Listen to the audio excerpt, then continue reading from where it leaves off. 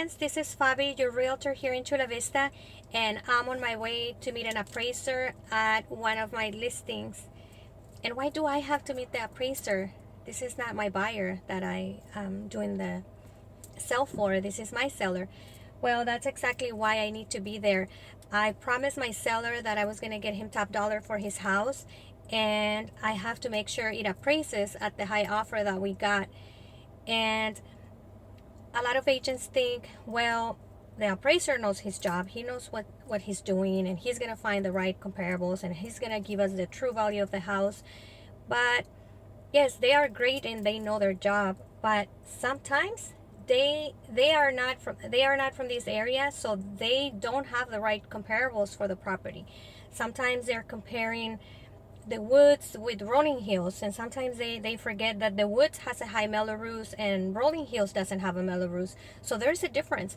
People are willing to pay more money for a house that doesn't have Melrose, so the value will be a little higher in that area due to no Melrose.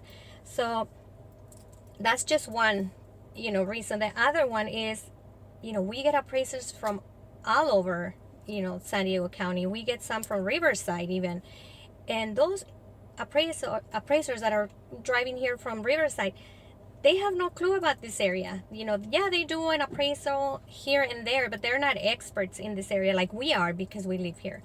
So I want to make sure that I'm there and I have comparables that maybe he doesn't have access to. Maybe he doesn't know that the neighbor sold for less because the roof had an issue.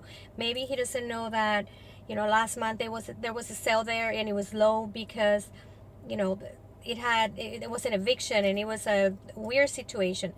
I could find that out. I know the area, so I'm gonna be there. I'm gonna do my homework and I'm gonna be there and say, like, look, these are the comparables. These are facts. I'm not just saying give me this value because that's the offer that I got. No, I'm bringing you proof.